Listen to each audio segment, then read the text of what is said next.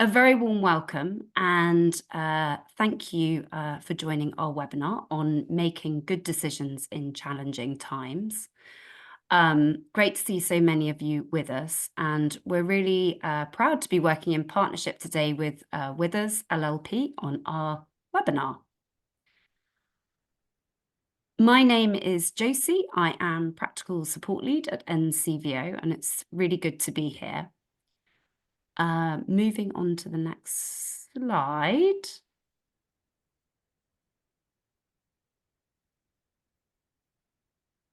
Just waiting for the slide to appear.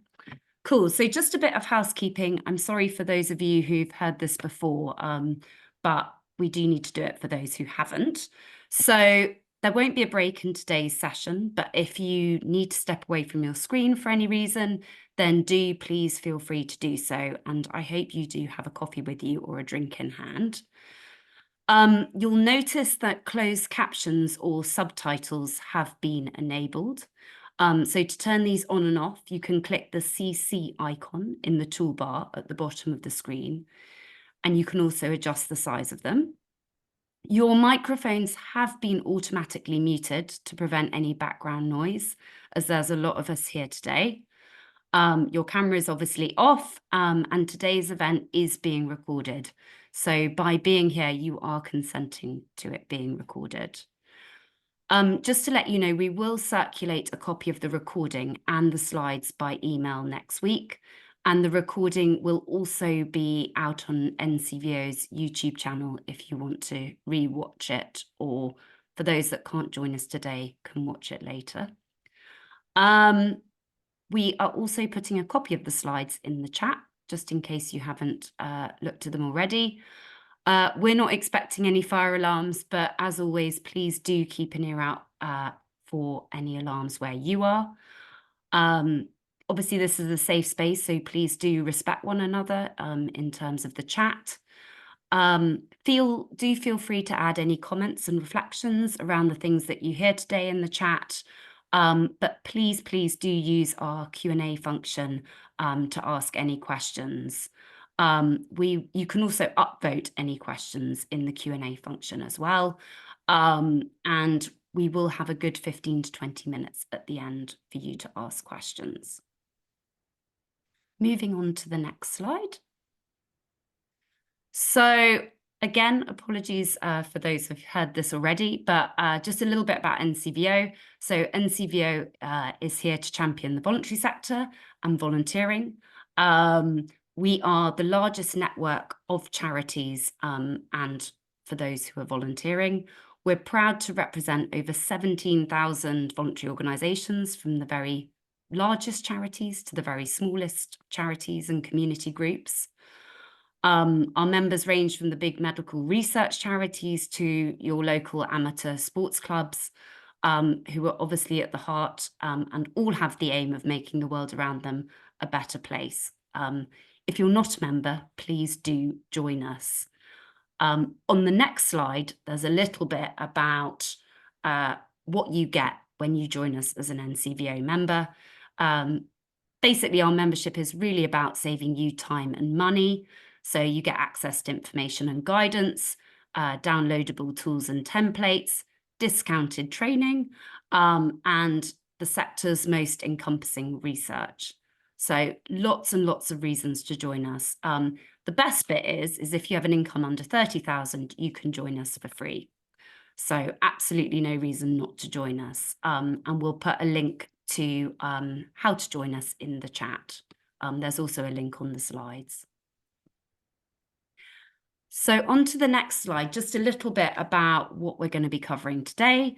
So after I've done the welcome, I'm going to hand over to Sally, our lead governance consultant at NCVO, and then Philip, who is a partner at Withers, for the main bulk of today's content.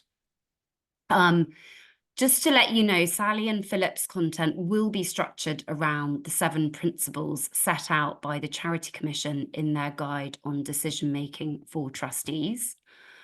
Then just before 11 a.m, we're going to start the Q&A.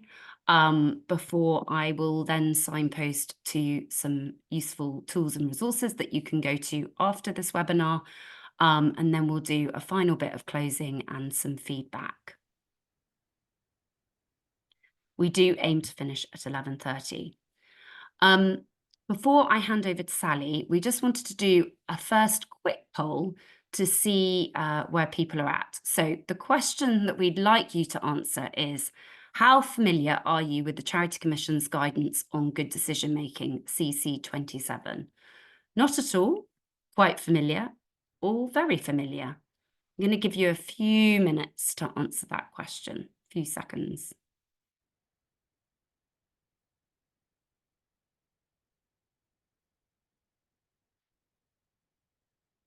So obviously it's really interesting to know this is not a test. It's just interesting for us to know how familiar people are with this guidance on the call in terms of what's coming next. So just waiting for those results to come in.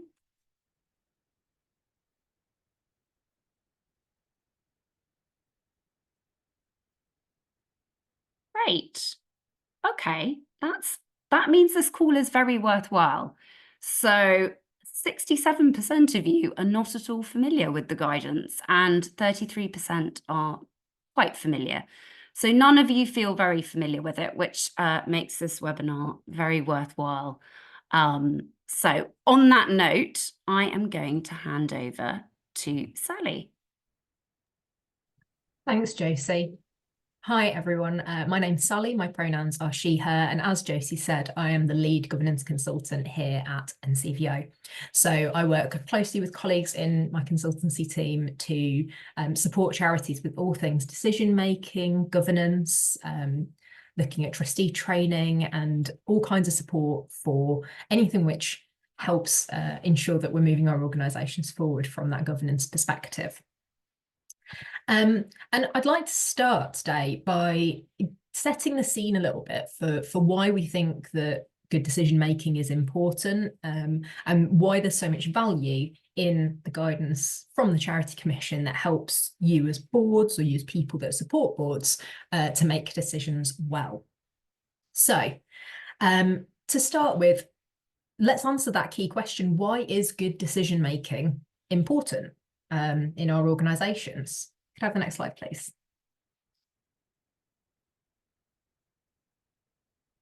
There are a couple of really key reasons why good decision-making is important to us. The first is decisions are what move us forward. And that's a really important part of being leaders of organisations, being on boards, being in leadership teams, is that we want our organisations to progress. We want to move towards whatever aims or goals we've set out. And the way that we do that is through making those choices about which path we might take, how we might progress what we're doing. And I think we can probably all resonate with that even in our everyday lives. We've probably all made hundreds of decisions this morning, even before getting here, whether it was what we should wear, whether or not we should have milk in our coffee, what time to dial into this webinar. We're making decisions all the time as people, and that is what takes us through our lives. It's also what we need for our organisations to progress and move forward. Not only is there that kind of anchoring reason for making good decisions, but we do also, as charity leaders, have a statutory duty around decision making and ensuring that it's good. We have a duty, which you can read more about in CC3, the Essential Trustee, that core piece of guidance for trustees from the Charity Commission, which says that it is our duty to ensure that our organisation is achieving its objects, those goals that we've set out, and that it's for the public benefit. So as decision makers, we are required to make good decisions. And not only do we have that statutory duty, which is linked to good decision making, but we have a load of others as well. We're accountable for those decisions, and we need to be accountable for how we make them. We need to be able to demonstrate that our decisions are in our organisation's best interest. that they've been made skillfully and carefully, that we've applied those principles when we're thinking about which path to choose, that they take into account our available resources, and that we're making decisions that are in line with the frameworks that we're given, those that are set out in the law and in our own governing documents. So we have 6 statutory duties as trustees, and all 6 of them relate to ensuring that we're making good decisions. So why is it important? Well, we need to do it to progress our organisations at all, and also we're required to do it by law. It is our statutory duty to make good decisions for our organisation. So that's why we would care about good decision making. Why are we talking about it now? And why has the Commission recently revamped this piece of guidance, MCC 27? Can we move on to the next slide, please? Well, here are just some of the reasons why we might be caring significantly about making sure our decisions are good at the moment. These are all headlines taken from recent news articles. And we're in a climate where decision making is vitally important, because there are lots and lots of factors at play in our world that we need to be able to be considerate of as we're doing that work to actually move our organisations forward. Whether it's thinking about how we work with the range of people who are now coming into our workforce, whether that's our employed workforce or our voluntary workforce. As we're thinking about how we make use of emerging technologies like artificial intelligence, whether that's the right call in certain parts of our work or not, and how we manage that in an unregulated environment. How we work in a volatile political environment. We, as organisations, we're not party political, but that doesn't mean that we're not affected by political changes, whether that is changes in taxation, for example, which I know is a really hot topic at the moment, is how we deal with those issues that are affecting us as decision makers. We need to kind of be minded of all of that context, and be able to factor in what is relevant, disregard what isn't relevant, but have an overarching view of all of these different matters to make sure that we can confidently say that our decisions are good decisions. So there's a lot to consider in that wider world and in that wider context. The next question is, why us? Why do we have to be the ones to consider it? What's it got to do with charity trustees? And here are a couple more headlines which show why we need to be particularly minded of how we make really good decisions. It's because we are under a lot of scrutiny. We have multiple different regulators that work in this sector. Many of us will be regulated by the Charity Commission, some by a Companies House, some by a range of other regulatory organisations. And that scrutiny is probably right. It's related to the fact that we're working with public funds often, the fact that we're seeking to create public benefit. We do want people to be looking in on what we're doing and making sure that we're doing it well.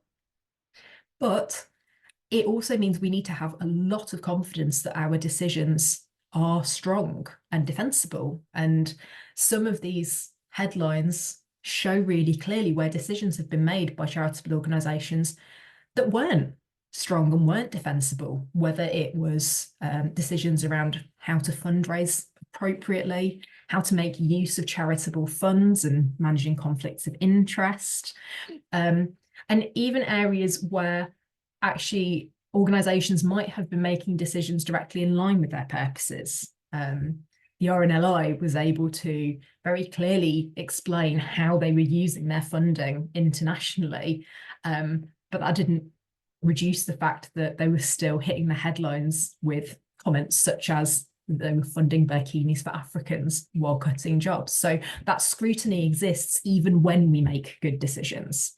But we need, as trustees and as leaders, to have a basis on which we're able to then explain what terms we've made those decisions under, how we can show that they are good decisions. And all of that means that there is an awful lot for us to be thinking about when we are coming to the table, whether physical or virtual, to bring those decisions into reality. And a very fair question at this point would be, is it actually possible to make good decisions with all this noise, with all of these considerations, and really under all this stress?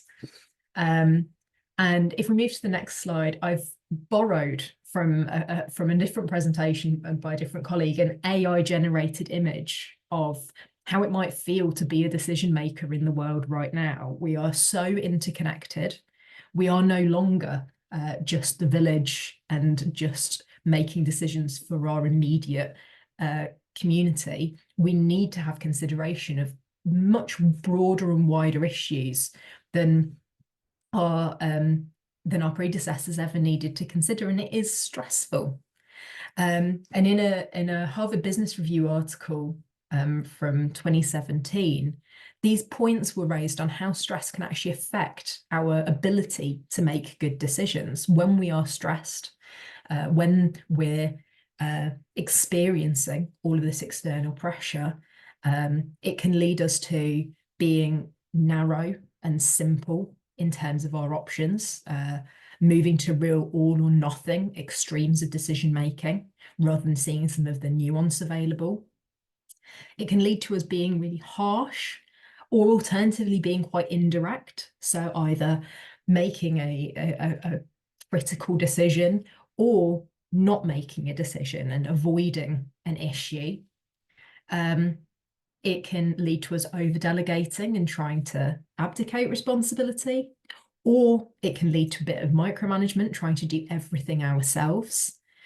And ultimately, when we are stressed and attempting to make decisions, we can default to whatever our first instinct is without thinking the whole process through.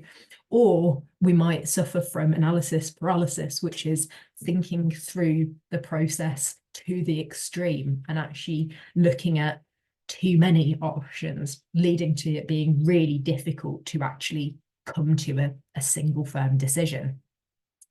So this is the context that we're operating under when we're thinking about how we make decisions as leaders of our organizations.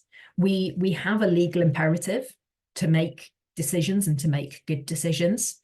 It is our statutory duty as trustees to do so, but we're doing that in an incredibly complex global environment where there are lots of things that may come onto our radar as we seek to make the best decisions for our organizations.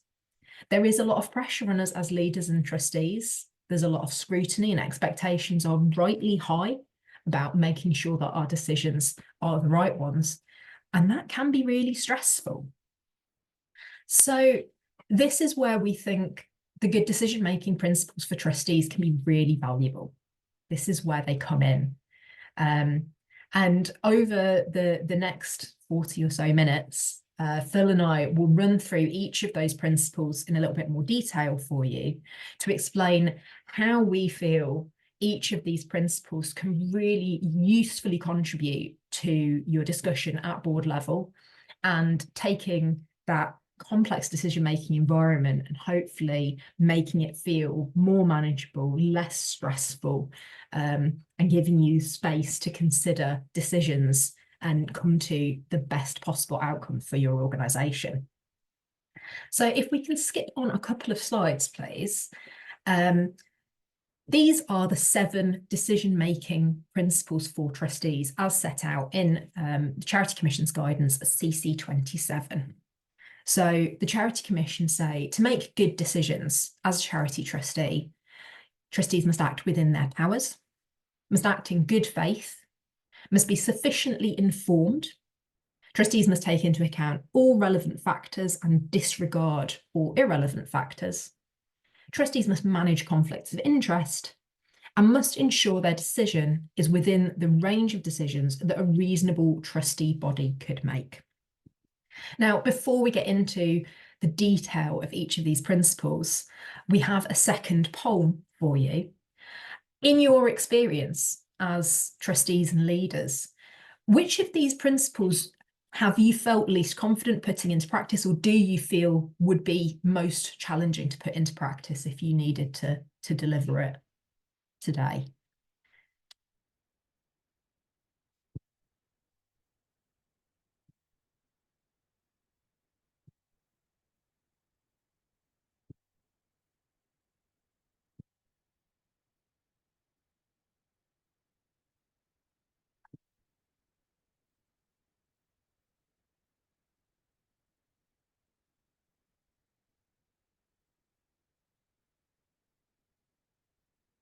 Just give a moment for people to share their thoughts.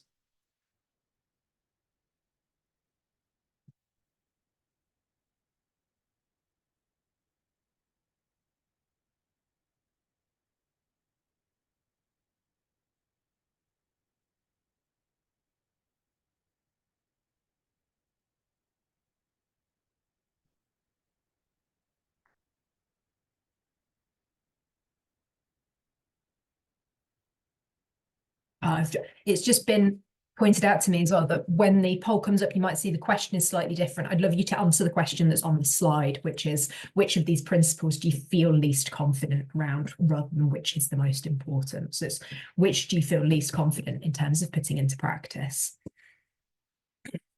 And very fair to the couple of participants who are putting in the chat how difficult this is to choose.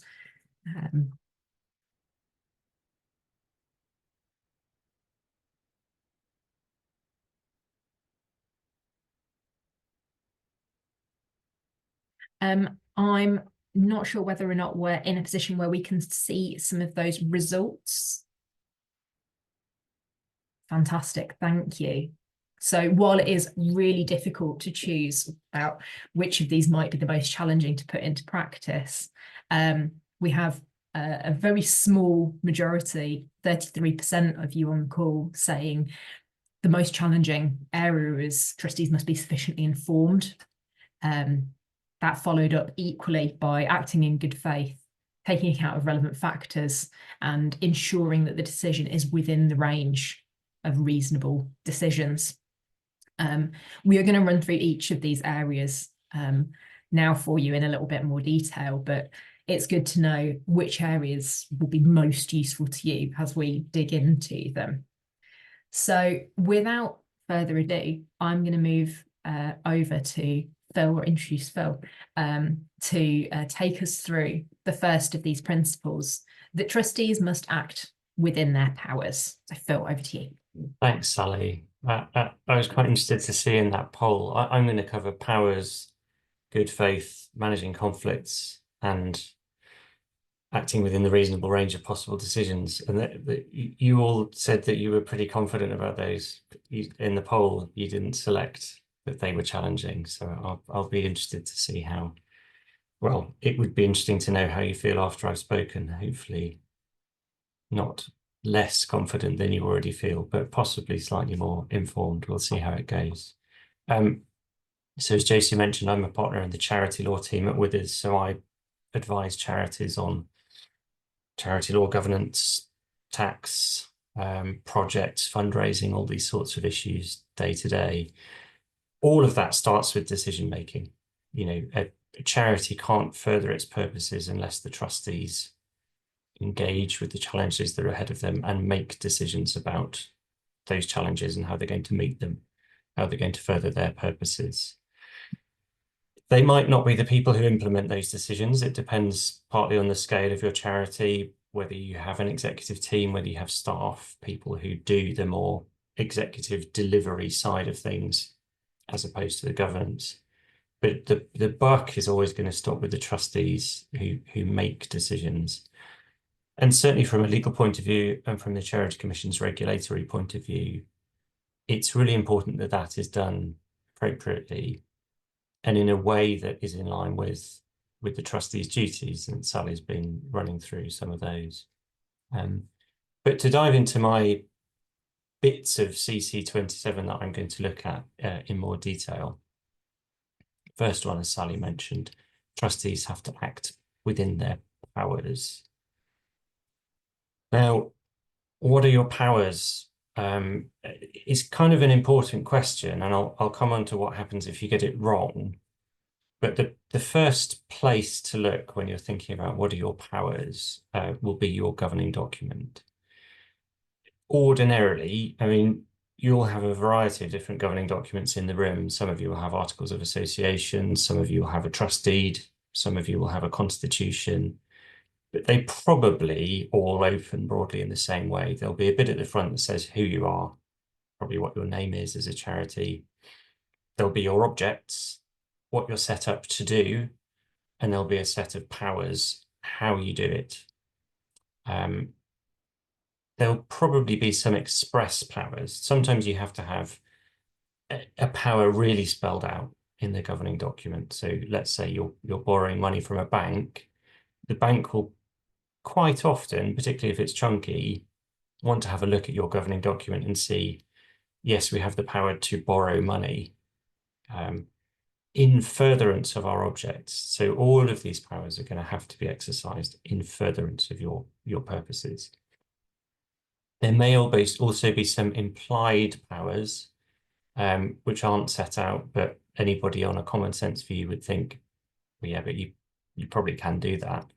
If you're doing anything significant relying on an implied power, you might want to get some advice just to make sure that is robust. And you probably have a sweep up power in your governing document. And that's what we mean by that is something that says along these lines, the power to do anything else within the law that is in furtherance of or incidental to the furtherance of your purpose. So you can broadly probably do most of what you want to be able to do in furtherance of your purposes, but do just check.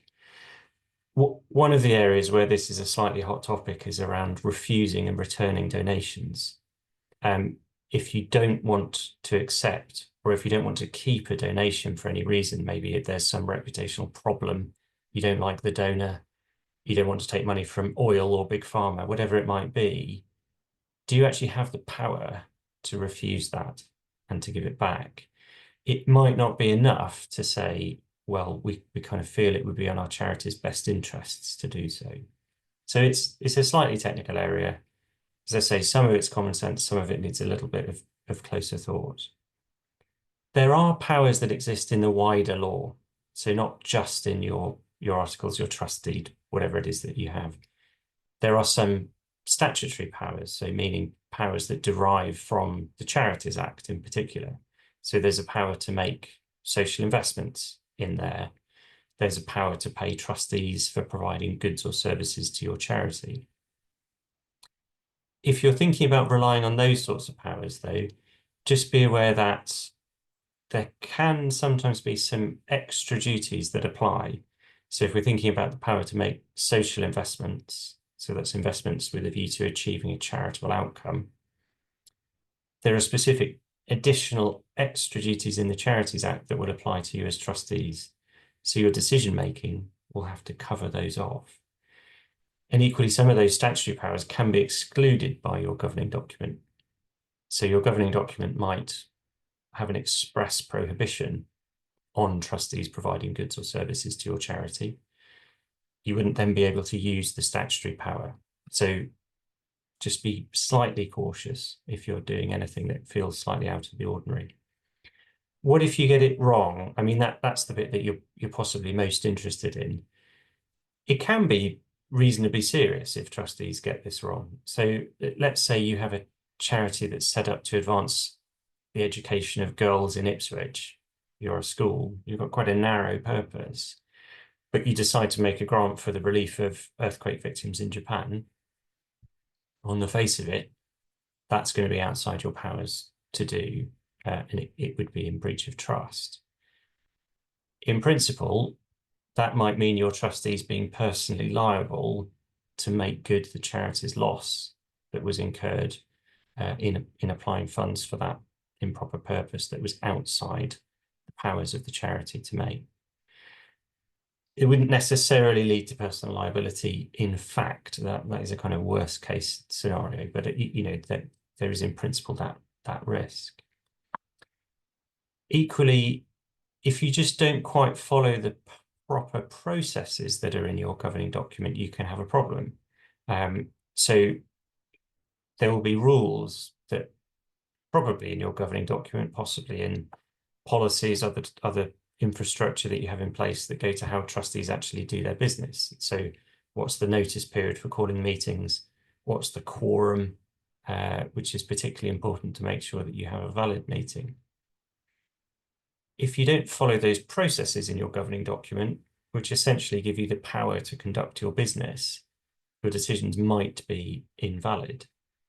And again, if that causes a loss for the charity, there could be a potential personal liability question. So do look at your governing documents as a piece of homework. If you haven't done that as trustees, it's important to be to grips, close grips with that document, and just think about when you've got a new proposal in front of you, particularly if it's novel, do we have the power to do what we want to do? Are we very confident about that? And if you're not, then it can be worth taking a little bit of advice. Next slide, please. So acting in good faith. I mean, this again is a fundamental part of what it means to be a charity trustee. So your overriding duty is to act in the best interests of your charity, which normally you can think of as meaning the best interests of the furtherance of its purposes. To a large extent, doing that in good faith is probably the same idea that you have in your own minds. It's reasonably common sense. And it's close to a number of subsidiary duties within the overriding duty. Sally's mentioned some of these already, but one of them is to exercise your own independent judgment. If you're not doing that, if you're not only thinking about the interests of the charity and applying your own mind to that question, it's harder to say that you're acting in good faith, because in a sense, you're not really trying your best. You're not delivering fully on your duty. I usually find good faith, though, easiest to think about from the other side. So what would be bad faith? And there are two different ways that I think you can identify bad faith. So the first would be if you're acting actively against the interests of the charity. Clearly, if you're perpetrating a fraud against the charity, you're acting against its interests. But equally, if you're acting in somebody else's interests rather than the charity's, so if you're in your own mind prioritizing some third party, or even taking that third party's interests into account where you shouldn't be, it goes to what Sally was saying about disregarding irrelevant factors that I know she's going to talk about a little bit more later on. So if you're exhibiting those kinds of attitudes or approaches, or even if you're kind of bringing those feelings to the way that you're conducting trustee business, potentially you're not going to be fully discharging your duty to act in good faith. I think I'm going to hand back to Sally now for a few more slides. Thanks, Phil. So our next decision-making principle is around being sufficiently informed. And this was one of those areas where on the poll you said you felt was maybe a little bit more challenging to put into practice. I think there are really two elements of this as a principle that we need to pay attention to. What do we mean when we say informed, and what's sufficient?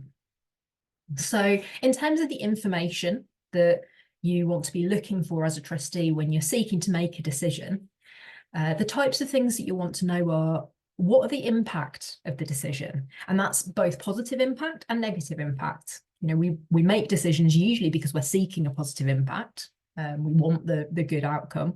But as part of our charitable status, we commit to creating benefit.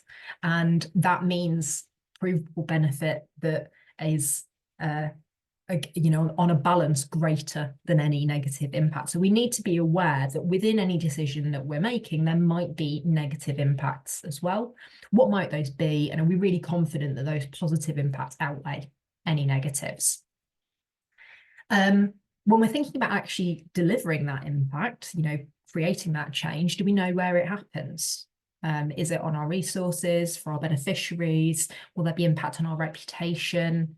Again, whether that's positive or negative, and are we ready for how that impact is going to affect us as an organisation?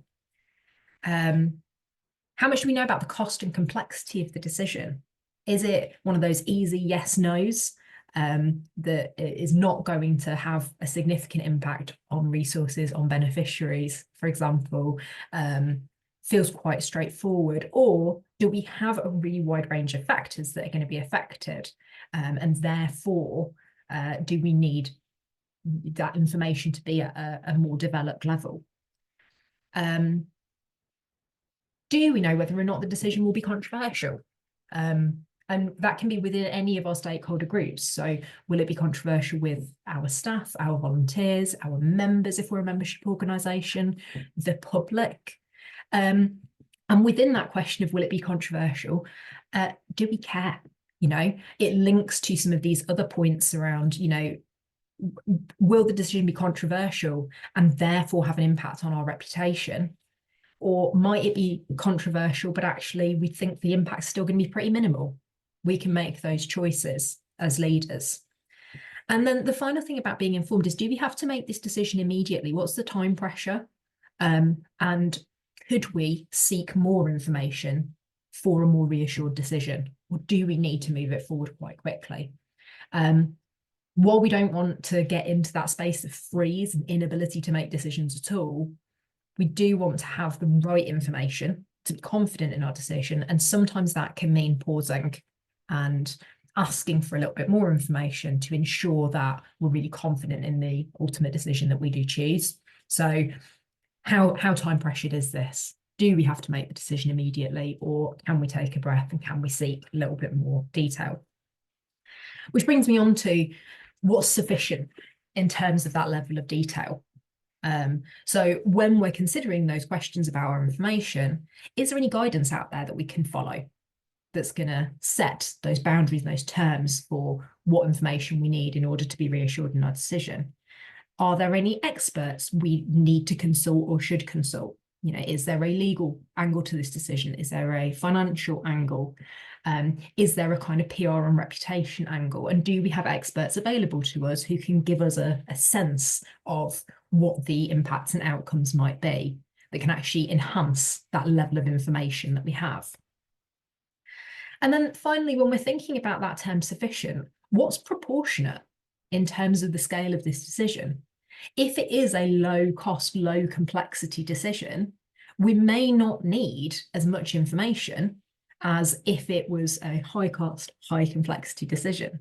So to be sufficiently informed about approving an existing policy in our organisation that hasn't had major changes, we may only need the information provided to us by the internal team as to why the changes have been made as they have been, but we probably don't need to go out and consult a legal expert if there haven't been major changes, if it's not going to have a wide-ranging impact that we are updating this policy. But of course, if the decision that we're making is to completely reframe an area of our activity, to restructure a team, to change a service delivery model, to use some funding in a completely new way, it's probably proportionate that we seek much more information before taking those decisions, whether it's understanding what the impact will be on our people, whether it's understanding the response of our beneficiaries to the suggestion, doing some consultation around that change. So as we're making decisions, we need information, we need a certain amount of information, but that should always be proportionate and reasonable to that scale of decision. Moving on, the next principle that we have is about taking account of all relevant factors. And when we think about our previous principle, having sufficient information, being sufficiently informed, I think it links really closely to this area of, so what is relevant? What are the bits of information that we might be seeking? And again, I've got a series of questions that you can be asking yourself as a leader, as a decision maker, to feel that you have the appropriate information available to be sufficiently informed. When we're looking at relevant factors, let's think about why we need to make this decision. What's the significance? Now, I noticed in the chat that one of our participants said that the criteria feel like they focus on operational elements and compliance, and they kind of miss out on asking about the purpose of the organisation and how decisions link to your purpose. This is a perfect example of actually where I think we've got a really direct link to purpose. When you're making a decision, one of your first questions as a board of trustees should be, why us? Why now? Is it in line with our charity purpose? Is this decision in itself a relevant factor to us as an organisation? How do we relate in terms of our objectives to the question that's on the table? Once we're confident that this is a relevant conversation for us to have, that it is linked to our purpose, that it's meaningful to us, that has significance to make this decision, think about what are the options. Have we considered the cost, risks, benefits, including what a steady state would look like and if we chose to do nothing? Again, we don't want to be in that decision paralysis, but we can make a choice to do nothing and to stick with the status quo. And that may, in fact, be the way that we move forward. So when we're looking at those available options, do always remember that there is always going to be an option to do nothing. And that sometimes may be the right one. Other relevant factors will be what's the impact on our stakeholders, our reputation in the charity. And again, we're talking about that breadth of stakeholders. So our staff, our volunteers, our members, our linked organisations and supporters, funders, grant makers, local authorities if we're working in conjunction with local government, our community, our beneficiaries that we serve, and possibly others beyond that. We can have lots of stakeholders, sponsors, donors, etc. What's the impact on them of this decision? Is it worth looking at the public benefit guidance provided by the Charity Commission? Public benefit and the provision of that is always going to be a relevant factor in terms of charity decision making. So are we reaching the correct sector of the public? Are we not being limiting in how we deliver our work? And are we definitely creating that benefit that outweighs any negative impact? So those things that I talked about on the previous slide. And the Charity Commission's guidance goes into much more depth as to actually how we can frame and think about public benefit and ensuring that we are confidently delivering that as decision makers. If there's a financial element, that's likely to be a relevant factor. So do we have the funds to carry out this decision and see it through? We want to be here for the long term, so we don't want to be making decisions that can be enacted immediately, but then will either completely rinse us of our cash in the medium term, or which actually we are going to have to stop because we don't have that thought out financial plan for the future. So do we have the funds, or do we understand where the funds are going to come from to carry out this decision in the short term, but also see it through in the medium and the long term? Again, when we're thinking about making sure we've got sufficient information, is there other information or advice we might need? Are there areas that we think are relevant, but actually we need to know more? Is there a legal aspect that's relevant and we actually need to seek some legal advice? Is there that reputation element? Do we need to understand more about the beneficiary experience, do some consultation, hear from those with lived experience? Will that help us in taking that decision forward if it's relevant? And a relevant factor often is what happens if we change our mind? If we take this decision and then it either doesn't pan out as we'd hoped, or other factors come into play that we're not aware of now, what would be the impact? What would be the consequences? Is there a significant financial element? Is there a significant people, reputational element? What would changing our mind look like? And if it would look significant, is there more information we can gather before we choose the path that we're going to go down? In many ways, of the principles that I'm covering, those two are the easier ones, I think. There are a couple of the areas that you, as participants on this call have said that you would find difficult to enact. But from my perspective, I actually think this next area is one of the most complicated within this series of principles. And that is that not only must you take account of relevant factors, you also have to identify and disregard irrelevant factors. And it can be easy to think about that really wide range of things which are going on in the world. I mentioned with my kind of globe image and setting the scene at the start, there's so much going on. It can feel like almost everything is relevant. So in terms of this next principle, how do we identify and disregard irrelevant factors? Have the next slide, please. I think there are a couple of ways that we can do this as leaders. Firstly, it's important to remember that feelings aren't facts. Now, that doesn't mean to say that feelings are not important and often highly valid and valuable when we're making decisions. Trustees and leaders of charities are passionate volunteers who care about their cause, and it is natural that you will come to your decision-making table, either physical or virtual, with feelings about how you want to take your organisation forward. But when we're thinking about disregarding irrelevant factors, we do need to take that moment to check in with ourselves and say, are we being swayed by personal opinions, by prejudices, by our biases towards one thing or another, despite factual evidence that's available to us? And when we're taking into account relevant factors, are we gathering that factual evidence that we need to balance our feelings? We may strongly and passionately believe that volunteering is a valuable and important part of society, and that maybe that is true. I'm happy to kind of put my flag in that and say it is so valuable to have volunteers in society. But factually speaking, if we look at our organisation in a given moment and assess our volunteering programmes, can we confidently say that they are serving the organisation in exactly the way that we feel we want them to and we feel they should? We might need to have clear factual evidence to help us make that decision. And it may well be that with the best intentions and views of how important volunteering is, we might be able to recognise that actually factually that isn't delivering what we want to in this given moment.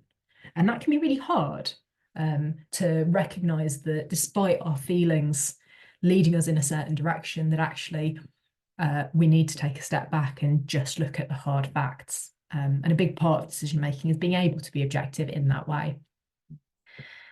We can also recognise that our purposes are limited. In that wide web of factors that exist in the world, there will be things which are relevant to other organisations which aren't always relevant to us. And that's a way of disregarding irrelevant factors, is to go back to those purposes, go back to those objects and say, when we really think about the cause we are here for, is this aspect of the wider decision-making world really important and significant to us in this moment? And then finally, decisions will also have boundaries. Sometimes we will have factors that we absolutely need to consider, but that aren't relevant in the case of the specific decision. So I've mentioned a few times over the last few slides, does the decision have a financial element? If it does, there will be really significant factors that we're going to want to consider in terms of the long-term impact on our funds, how we disperse those, whether or not funds are restricted, and so on. But those factors all become irrelevant if the decision we're making doesn't have a financial element. And so actually looking at the boundaries of the decision itself can be really useful for you in terms of disregarding irrelevant factors. Right, I will hand back to Phil now to look at the last couple of principles that the Charity Commission set out for good decision making. Sally, we could go on to the next slide, please.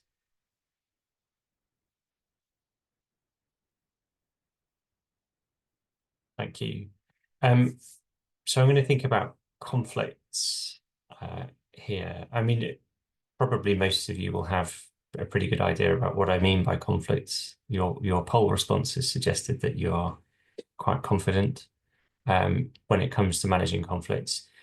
And, you know, it is a reasonably straightforward area, as long as you know the rules that you're working within. I'll come on to what we mean by conflicts in a minute, because there are different kinds of conflicts that can be engaged. The starting point, as I was saying in my previous segment, is check your governing document for what your rules are on how conflicts ought to be managed. You may also have a policy on conflict management in trustee decision making, which might add a bit more flesh to the bones in your governing document. If you look at your governing document, particularly if it's an older one, you might find that there's not very much in there. It may be that conflicts aren't really touched upon and you don't have a conflicts policy. That doesn't mean, sadly, you might think, that you get to just ignore this topic. It is still something that has to be managed, and that's because recognizing, declaring and managing conflicts of interest that are all parts of the overriding duty to act in the best interest of the charity, part of that duty to exercise your own independent judgment as trustees. So the starting point, and again, check your rules, your policy if you have one, but the starting point is that a trustee who's subject to a conflict can't A, count in the quorum, or B, vote on the relevant item of business. You'll remember what I was saying about, do you have a valid board meeting to actually make a decision? Having a quorum, so a sufficient number of trustees available, is one of the fundamental parts of having a valid board meeting. And again, there should be a provision in your governing document that says what that number is that need to be in attendance to be able to make a proper decision. Some other typical infrastructure around managing conflicts is some sort of mechanism for having regular declarations.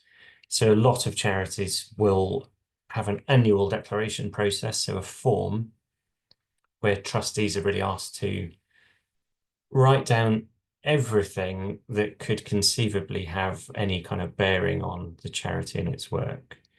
So business interests that they or close family members might hold that could touch on your work, any other trusteeships or significant positions that they hold. Maybe they're a local councillor and your charity operates in that world, so you as the board would need to know that, or all of these kinds of interests. It's also helpful for there to be a standing agenda item. So whenever your board meetings are opened, the chairperson will say, due notice has been given of this meeting. They'll check that there's a quorum in attendance so that you have a valid meeting. And then they'll ask for any declarations of interest. The trustees attending should know what the business will be before that meeting, and they should be able to identify whether they have any outside interest that could potentially touch on that business.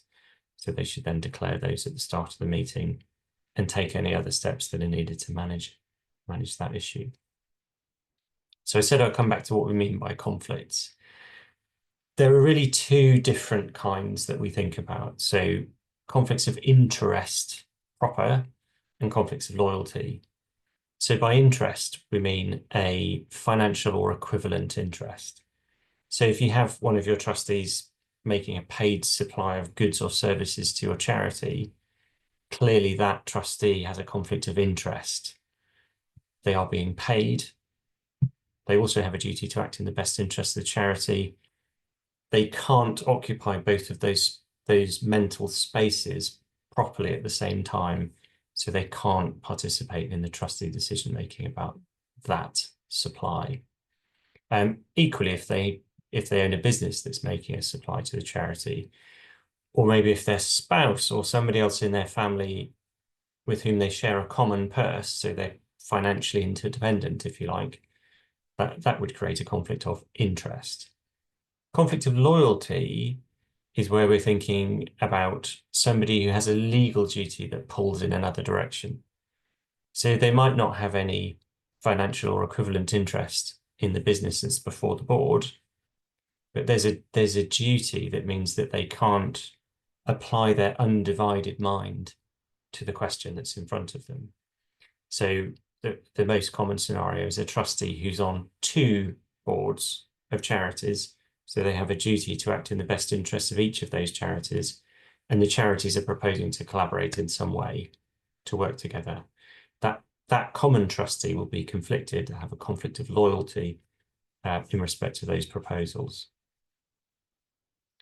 As with my other segment, I'm going to ask, what if you get it wrong? Why are we really bothered about this? Well, again, I mean, if you don't manage your conflicts properly, it can mean that your decisions are invalid. Possibly you have your conflicted trustee counting in the quorum where they shouldn't do. And if they weren't in attendance, would you still have a quorum meeting? Possibly not. I mean, I've had to unpick trustee decision making where conflicts haven't been managed properly. Conflicted people have been in the quorum as the trustees thought at the time, but actually all of those decisions have been invalid for a period. You might find, again, in your governing document, that you've got some sort of saving provision. So perhaps it says, even if there's some procedural impropriety, decisions of trustees are valid. Those can be really helpful, so worth having a look at those. But remember, if you do have that kind of provision in your governing document, it would be read narrowly by the Commission or the court. That means it would be interpreted in a strict way. And the circumstances in which saving provisions can work are sometimes quite limited. So do really read quite closely what's in there if you want to rely on it. Another reason that this is worth thinking about is that, quite apart from the bigger issue of how should we make decisions, conflicts of interest specifically and loyalty are a key area of regulatory interest from the Charities Commission. That they really are focusing, and they have done for a few years now, on how charity boards approach this issue, and if they do that in a robust and properly considered and properly thought through way. A more general point about decision making, but that is very relevant to that question of regulatory interest, is how you can demonstrate that your decision making has been conducted properly. It could be the case that your board has been carrying out impeccable decision making for the last however many years it might be. They've taken into account all of the things that Sally was mentioning. They've disregarded irrelevant factors. They've been fully informed. They've only acted within their powers, but they haven't recorded fully all of that process. And by recorded, I mean they haven't put it in the minutes. So the minutes are really where this is all condensed down and comes into clear focus. You look back and you say, well, yes, all of our decision making has been in line with this guidance. That's the way that we approach our charity business. If the Charity Commission comes looking at you, that's when you really want your minutes to be good and clear and solid in these areas, because one of the first things the Commission often asks in a case of regulatory intervention is, can we have all of the minutes from the relevant period? And then you need to deliver those up, and the Commission's going to go through them quite carefully. So you want your standing declaration of interests. You want it to be clear that that's front and centre of trustees' minds when they're doing their business. You want it to be clear that decision making has been approached in this kind of rigorous way. I've just put at the bottom of the slide a kind of scenario just to draw out a little bit more about the conflict of loyalty point, but also to illustrate how seriously the Charity Commission takes this question. So let's say we have two charities with identical charitable objects, whatever it might be, the relief of poverty in Northamptonshire. Charity A decides to make a grant to Charity B. So the interests, in a sense, are aligned because you both want to further the same charitable purpose. There's no kind of powers issue or anything to worry about. So there's no conflict of interest, but there is a conflict of loyalty nonetheless, even if we're all really on the same page. We couldn't be more on the same page about the charitable work we want to do. the commission would look at any common trustees on those two charity boards and say, well, they are subject to a conflict of loyalty because they have a duty to act in the best interests of both charity A and charity B. They can't step outside and make a proper decision in the interest of either one of them, so they have to recuse themselves. So that's just an illustration of the kind of fairly strict approach that is taken. Now I'll move on to just the last part of our content before we move over to questions on the next slide, which is a way of illustrating the final principle in the decision-making guidance in that list that Sally went through at the beginning. So trustees ensuring that their decisions are essentially within the reasonable range of possible decisions that a proper trustee body could make. To an extent, that feels a bit kind of vague and wishy-washy and unhelpful. And the law doesn't do very much to make this clearer. It kind of just says, well, you have to act reasonably such that it's not in a way that an unreasonable person would do. Gets you very little further forward. But the main point here is that there isn't just one right answer. And equally, the Charity Commission or the court are not going to step in and say, well, you should have come to a different view, provided that the view that you did come to as a group of trustees is within that reasonable range. The Commission or the court are not going to come in and oust what you did and just rerun the decision and come up to something different and say, well, you were wrong and we're going to criticise you, charity trustees, for what you decided to do. One of the most interesting and striking examples of this, and to illustrate the point, is the Garden Bridge case. The Charity Commission had a very thorough review of this proposed project back in 2017 and again in 2019. And the image on the slide there is what was supposed to happen. A lot of you probably remember this, that Thomas Heatherwick, who's the person who designed that beautiful Olympic torch at the 2012 Games, amongst other things, one of his other designs was this bridge, which was supposed to be built in London as a pedestrian bridge, essentially with a park on top of it. I think it's quite a shame that it didn't happen, but it didn't. And the Charity Commission came in and had a look at this. And I'm just going to read out a few quotes from their report, because they're quite illuminating on these sorts of topics that we've been going over. So the first one here, £50 million, that's not a typo, that's the amount, of public funds were spent by a charity, so the Garden Bridge Trust, and produced no demonstrable public benefit or impact.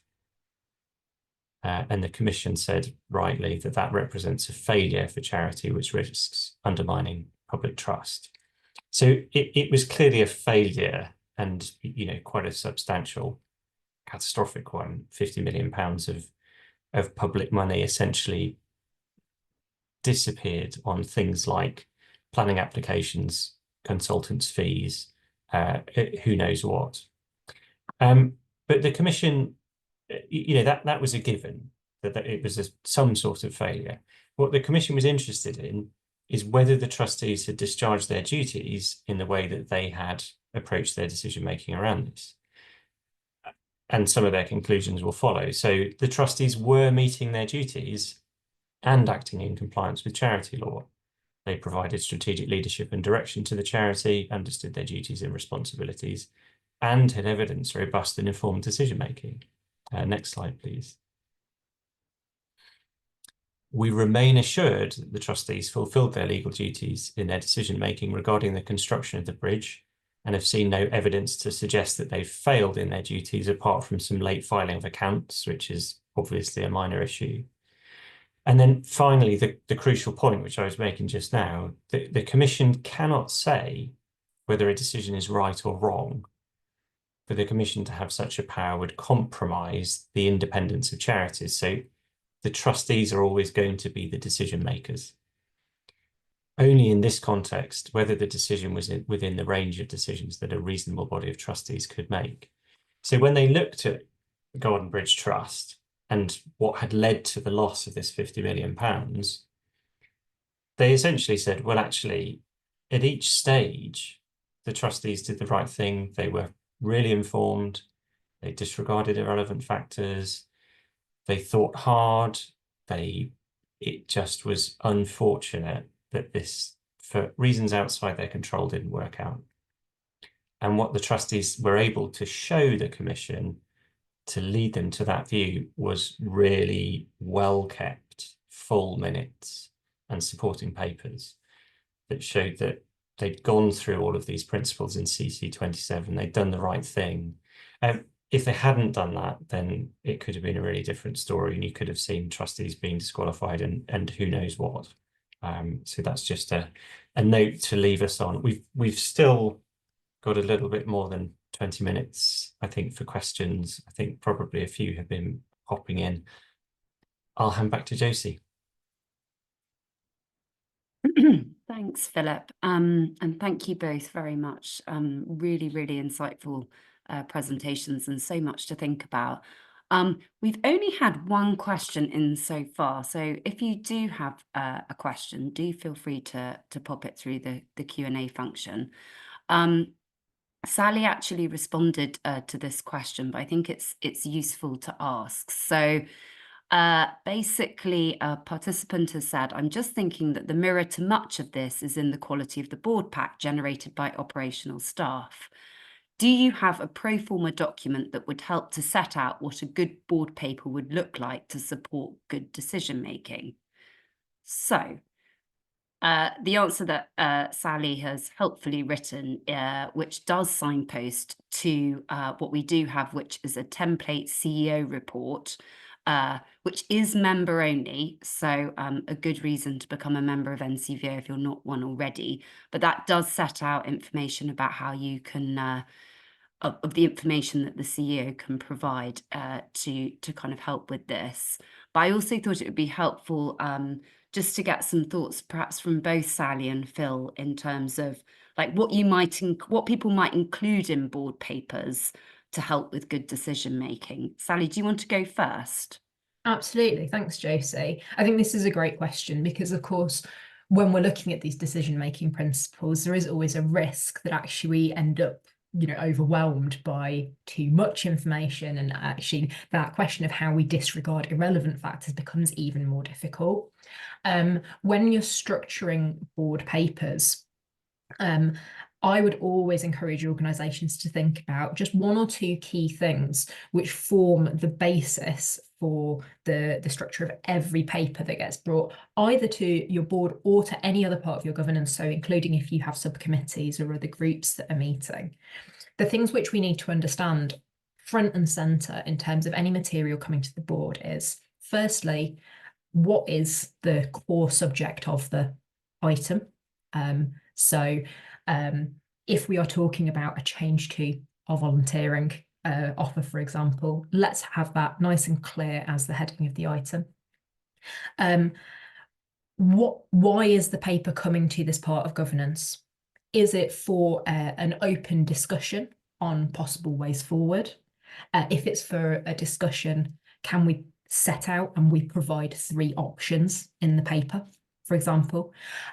If it is a direct decision, so if it's a yes or no, then can we state at the top of the paper, this is for decision, we need you to select a route forward, whether we do this or not.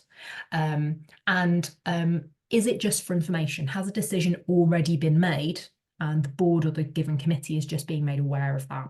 So stating really clearly what is the topic, whether it is for discussion, for decision, or just for information.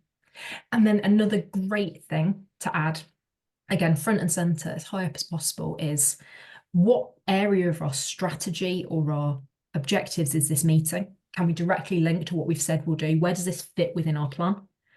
So, why is this decision relevant to us?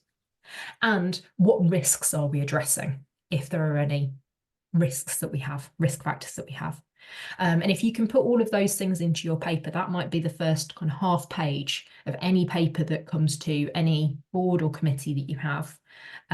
just will really help those decision makers to immediately understand, what is it I'm looking at?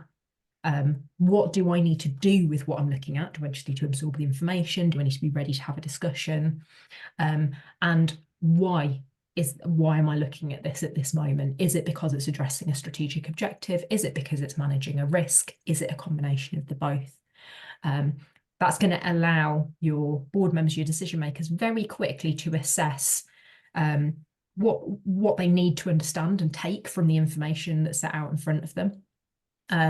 Whether they are then going to seek more information, but it sets out, really clearly the terms of why any item is coming to that group. So those are the things that I would include as part of a standard paper in any level of governance. Phil, what do you think?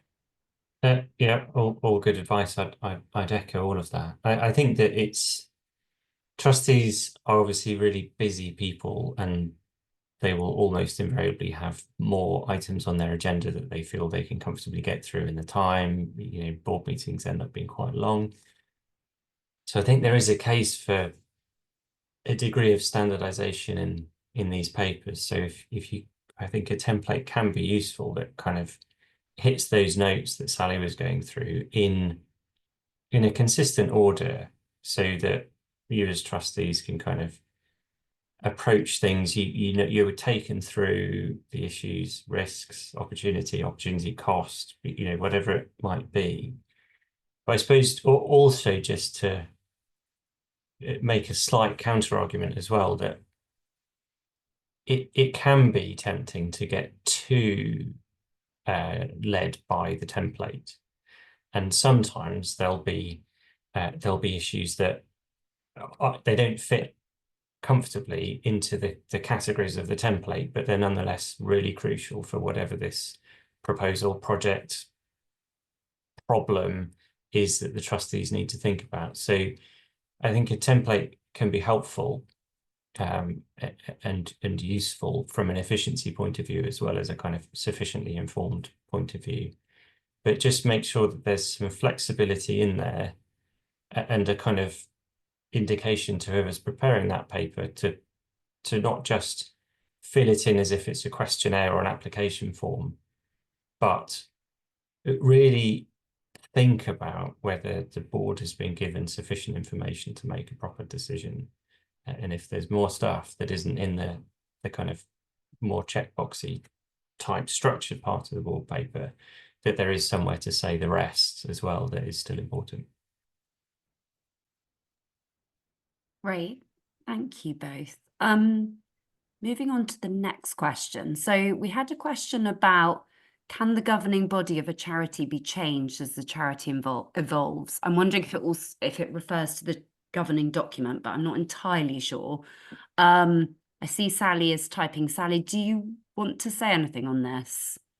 Yeah, absolutely. And then I'll put a typed response as well. So can the governing body of a charity be changed as the charity evolves? Absolutely. And it's excellent practice to be thinking about the structure of your governing body and whether or not it continues to be fit for purpose as your organisation grows and changes.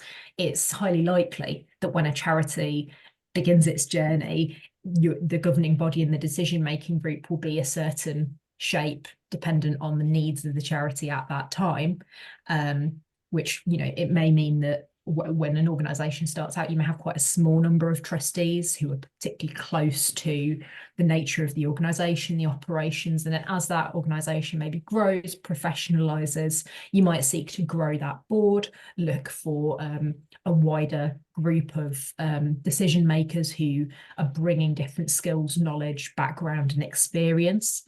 That may mean that you need to go back to your governing document and make changes. We do quite often find in our consultancy that when we go into organisations, their governing documents have been written a while ago.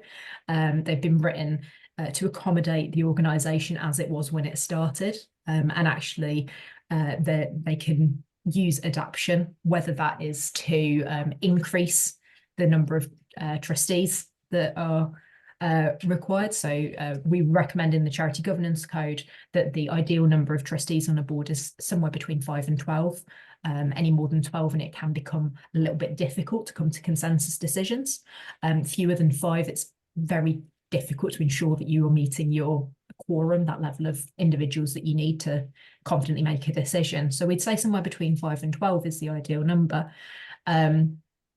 It may also be that as your organisation grows and changes, you look to bring in trustees in different ways, and you might need to change your mode of selection set out in your governing document. So are you appointing trustees through an open recruitment process? Do you have the capacity to elect trustees from your membership? And for many membership charities, what we see is that they start off electing all of their members, all of their trustees from the membership. And then as they grow, they might choose to actually change their governing documents so that they can select for particular skills, background or experience, or co-opt trustees. So it's absolutely possible to change the governing body as the charity evolves. And it's really good practice to be looking at that and making sure that your governing body actually is still fit for purpose in the shape of your organisation.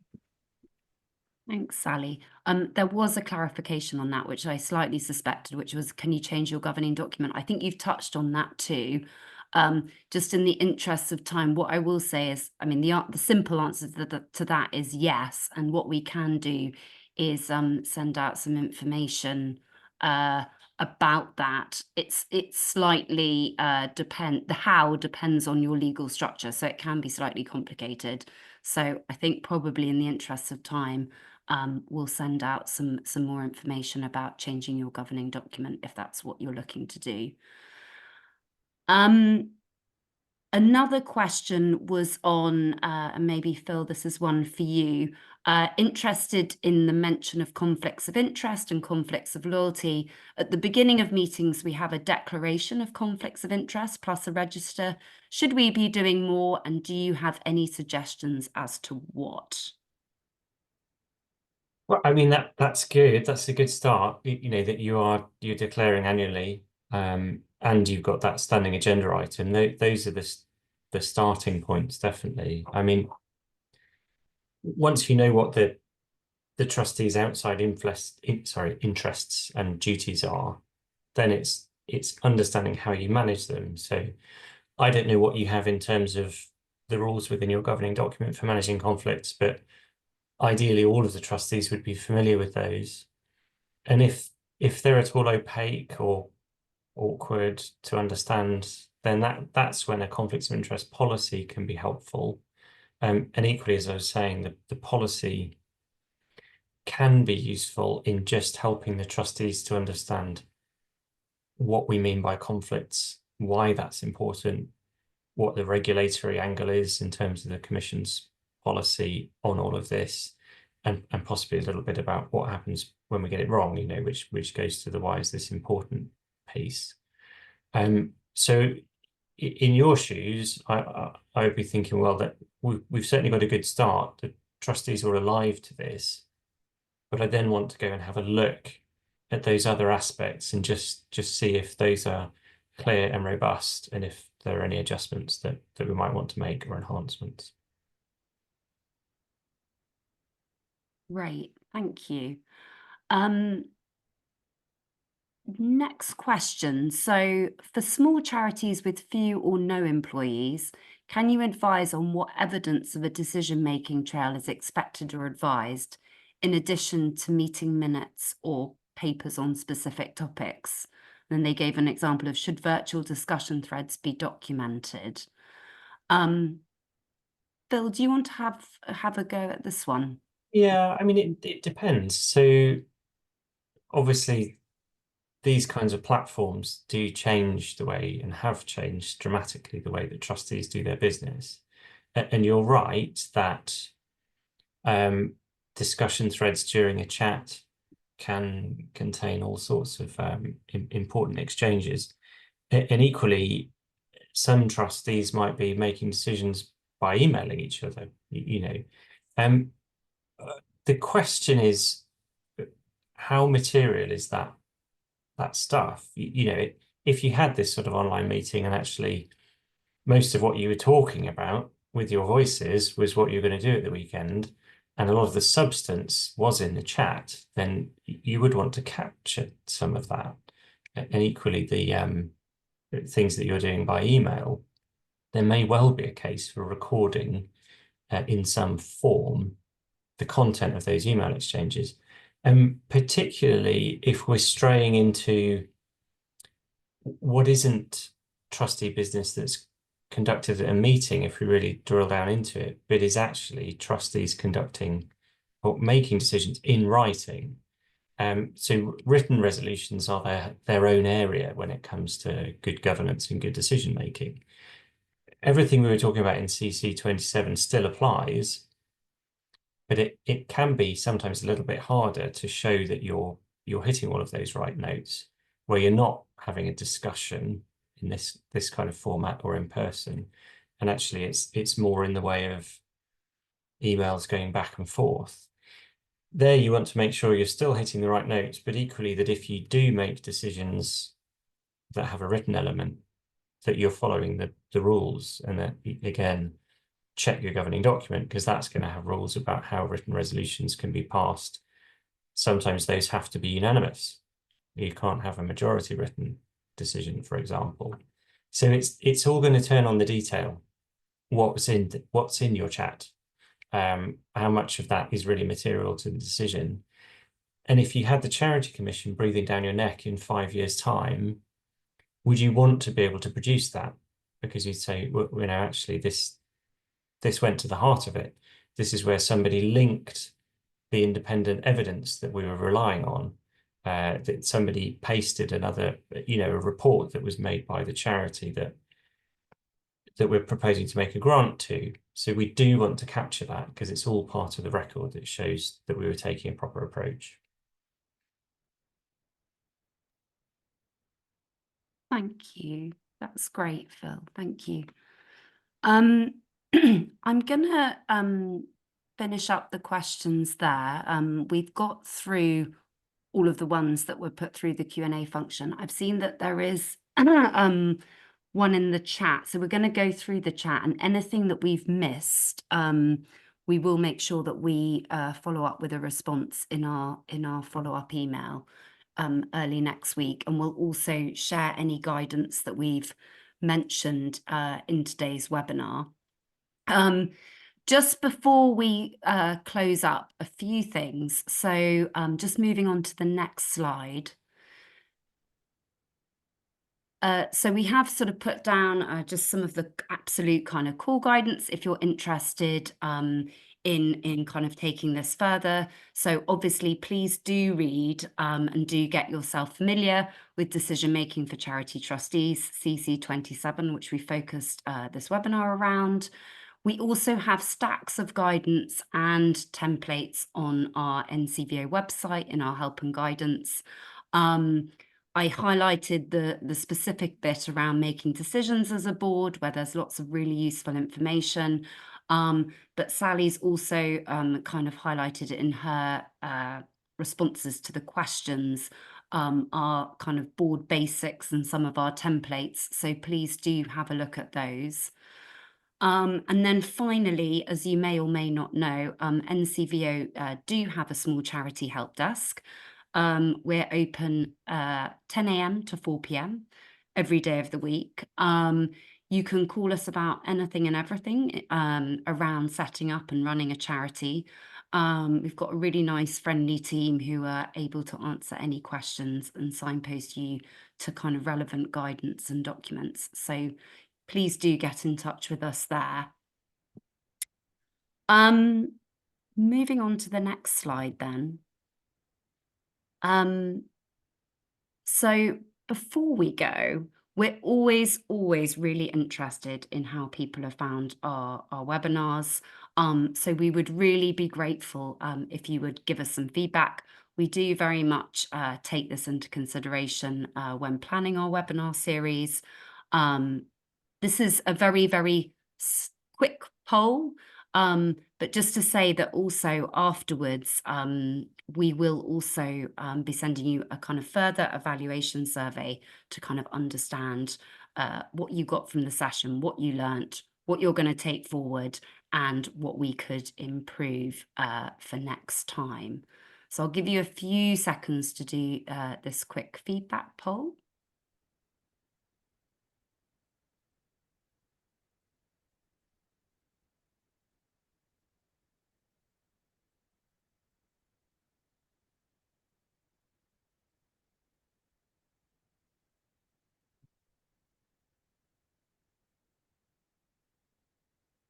Thank you all very much for that. And really just to say thank you once again, everyone, for joining us today. And a big, big thank you to Sally and Philip for their really excellent presentations and very, very thoughtful responses to all of the questions. Please, as I say, do fill out our evaluation form, which will pop up when you leave the webinar today. But that's it for today. Thank you again, and really hope that you can join us next month for our next webinar. Great to see you all. Thanks again.